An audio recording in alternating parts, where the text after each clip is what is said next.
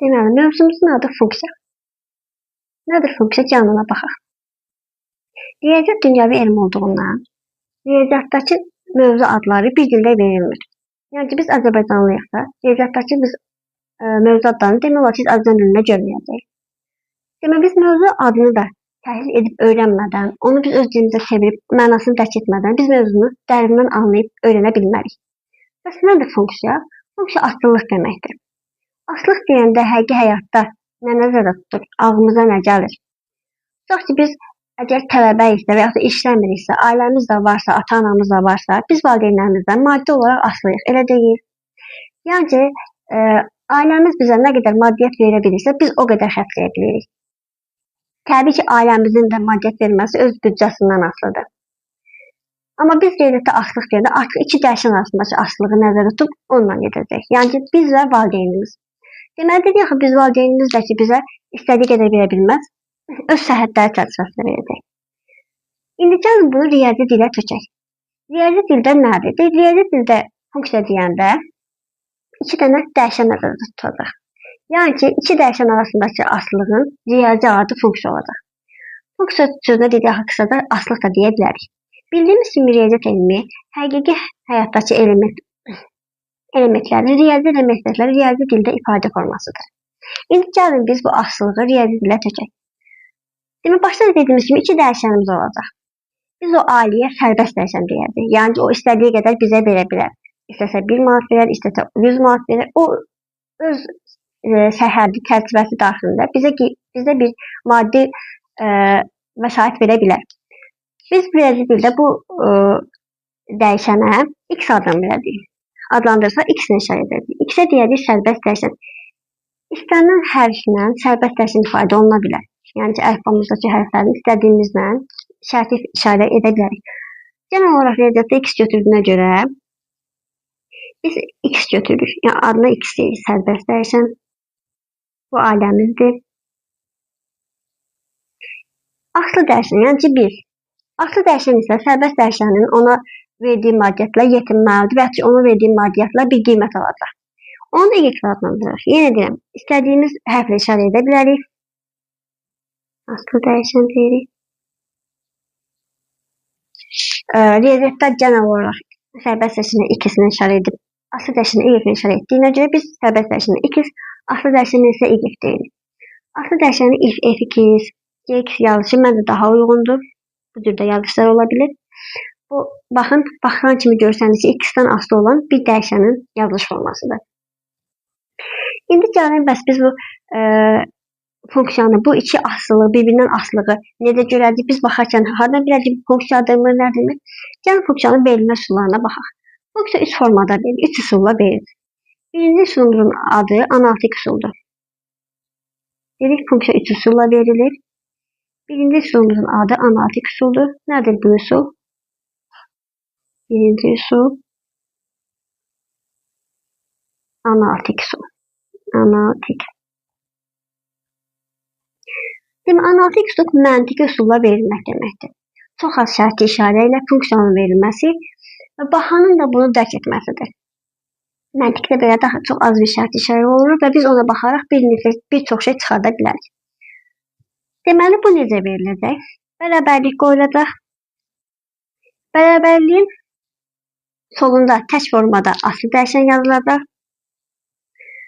Sağında isə ifadə formasında, dəyişən olan ifadə formasında sərbəst dəyişən olan bir ifadə yazılacaq. Məsələn, 3 kürsü 4 ola bilər bu yazılır. Y bərabərdir x-in kvadratı ola bilər. Y bərabərdir 1 bölünsün x ola bilər. Yəni gördüyümüz kimi bax bərabərlik var. Bərabərliyin sonunda aslı dəyişənimiz tək formada yazılıb. Sağında isə sərbəst dəyişənimizdən ibarət bir ifadə vardır. Deməli, və bu ifadənin dərəcəsindən asılı olaraq biz funksiyanın adını deyəcəyik. Bu ifadənin dərəcəsi nədirsə, ona uyğun olaraq biz bunu xətti funksiya deyəcəyik, tərs funksiya deyəcəyik və bunu da inşallah gələcəkdə keçərkən qeyd edəcəyik. Deməli, burada bir nüansda qeyd etmək istəyirəm ki, biz dedik 2 dəyişən olmalıdır. Amma biz hərf görəndə ona dəyişən deyirik. Hər hansı bir funksiyanın yazılışında 3-cü dəyişəni görərsək, bəs bunun adına nə deyəcəyik? Onu dəyişən kimi götürəcəyik ya yox. Ona uyğun bir ifadə yazdım. Y bərabərdir K2 topla 5 yazdım. Burada baxın, 2 dənə dəyişənimiz var. Və onu həmişə ağlınızda saxlayın ki, funksiya deyəndə 2 dəyişən olacaq. 3-cü dəyişənə parametr üçün baxacaq. Və yaxud da ki, bizə bu funksiya verilibsə, mütləq mənada orada onun parametr olduğu qeyd olunmalıdır. Yazılmalıdır ki, K parametrdir. Metrdir. Deməli, parametr nədir? Parametr dəyişən deyil. Parametr sabit bir cəmiyyətdir, yəni sabit bir ədəddir. Çox vaxtı funksiya ümumi formada veriləndə bu cür yazılışlardan istifadə olunur. Onu artıq biz dəyişən kimi baxmayacaq. Yəni ki, nə özümüzdən qiymətlər verə bilirik, nə də ona uyğun qiymətlər ala bilirik. O bir tək bir qiymətdir. Bəzən misallarda bizə bu hərfi formada verilir. Sadəcə bir qiymətini tapandan sonra artıq biz onun o qiymətini qeyd edəcəyik. Biz x-ə nə qədər qiymət verirsə verək, x-i götürüb həmin qiyməti oraya yazmayacaq. Düstur formasında artıq x-i götürüb o qiymət yazıb olmayacaq. Amma o bir ədəd olduğuna görə, k bir ədəd olduğuna görə k-yı tapmışıqsa, k-nın yerinə yazacaq. Bu qədər. Demək, k parametri olmağı da qeyd olmalıdır. Burada k-yı deyil də x parametri yazıbsa, artıq bizim sərbəst dəyişənimiz k olacaq. Axı dedik, biz istədiyimiz formada, hərfi formada işarə edə bilərik. Ona görə də heç vaxt x-i görən kimi x-ə parametri yazıbsa, hə, biz bunu imeni x dəyişən kimi deməyəcəyik. İndi keçək ikinci üsula. İkinci üsul nədir? İkinci üsul cədvəl üsuludur. Dedik, birinci üsul analitik üsuldur, ikinci üsul isə cədvəl üsuludur.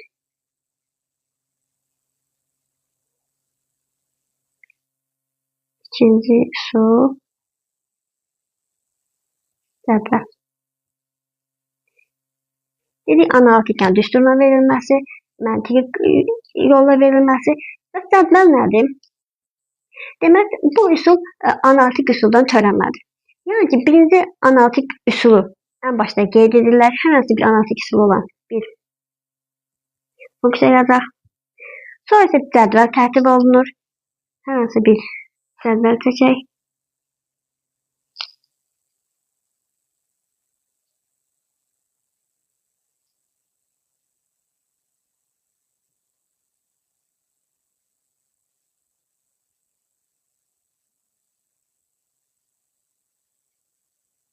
Baxın.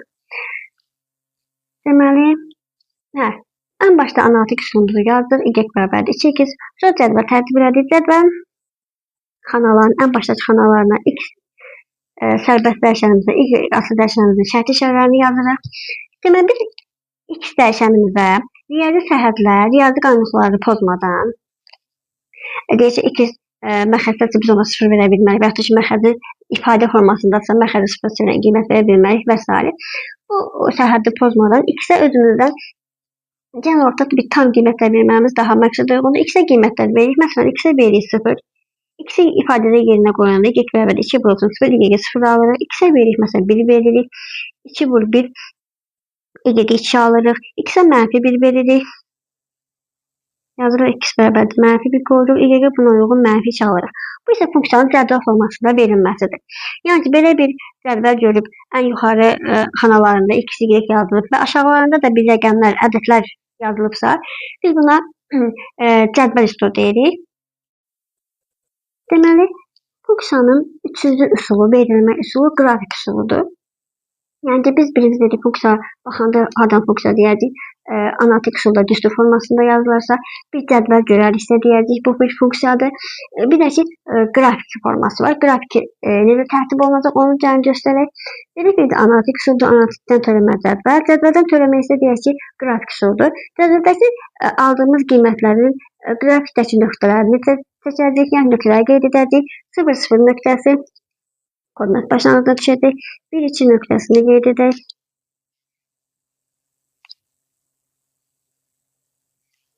İki 4 nöqtəsi mənfi 1.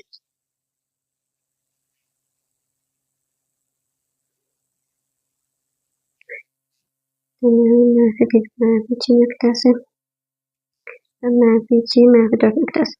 Baxın, biz bu nöqtələrə sonsuz sayda nöqtə qeyd edə bilərik. Sonsuz sayda qiymət verib, sonsuz sayda nöqtə. Həmin nöqtələri birləşdirək bir əyri düzəltdik. Həmin əyri isə biz funksiyanın qrafik deyəcəyik. Hər dəfəsində sonsuz sayda nöqtə təbii ki verməyəcəyik. Hər funksiyanın özünün bir neçə nöqtəsini qeyd edib, onları birləşdirib funksiyamızı alacaq. Bu isə gələcək mövzulara aiddir.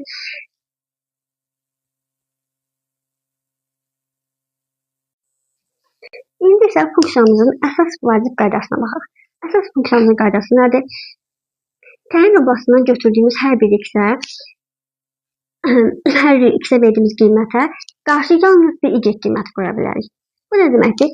X-ə bir neçə fərqli qiymətində y qeyri qiymət ala bilər.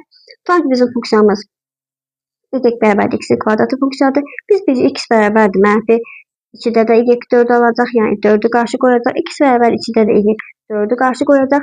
Amma elə bir y-ə 2 müxtəlif qiymət tapmayacaq ki, biz o 2 müxtəlif qiymətə qarşı x-ə bir qiymət qoyaq, bir qiymət qarşı qoyaq. Bəs bu misallarda bizim qarşımıza necə çıxacaq, bizi necə təsdiqləyəcəklər? Gəlin onlara baxaq.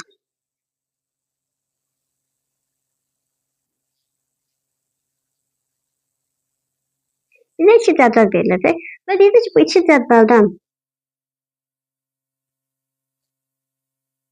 baxın, tərtib edək.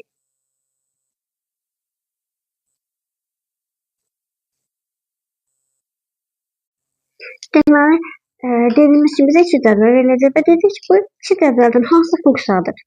Hansı funksiyaya aid bir cədvəldir? Biz bunu necə təyin edirik? Biz funksiyanın əsas qaydasını baz alaraq, əsas qaydasını götürək, deyəcək ki, bunlardan hansı funksiyadır, hansı funksiya deyil.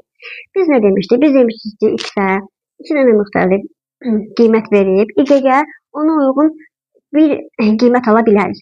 Yəni, x-in 2 müxtəlif qiymətinə qarşılıq y bir qiymət qarşı qoya bilər.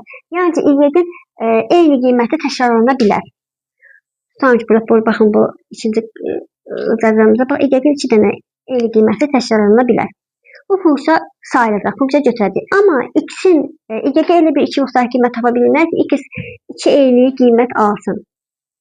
Deməli, birinci cədvəlimiz funksiyaya aid olmayacaq, amma ikinci cədvəlimiz funksiyaya aid olacaq. Deməli, cədvəl üsulunda bildik ki, necə tapacaqdır bu cədvəlin funksiyaya aid olmadığını, funksiya olub olmadığını və qrafikdə necə bilərdik. Qrafik qaydamız isə bu qaydada olacaq. Y oxuna paralel bir düz xətt keçirəcək. Həmin paralel düz xətt bizim əyrimizi, bizim funksiyamızın qrafikini bir nöqtədən artıq nöqtələrdə kəsərsə, baxın, burada göstərdiyi kimi, bu bizim qrafikimizdə bir paralel bir düz xətt keçirdim. Baxın, birdən çox nöqtədə qrafikimizi kəsdi. Demək, bu funksiyanın qrafiki ola bilməz. Başqa bir əyriliyə baxaq, başqa bir qrafikə baxaq.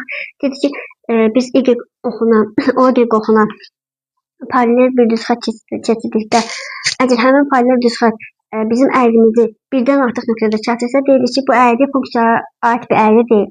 İndi baxın bu funksiyamıza hər hansı bir paralel bir düz xətt keçirsək, bunu 2 nöqtədə və ya da 2-dən daha artıq kəsə bilərik? Xeyr. Nə qədər biz buradan paralel düz xəttə keçirməyə çalışsaq da, bax, fikir verin, həmişə bir nöqtədə keçirsək. Deməli, bu əyri bir funksiyanın əyrisidir.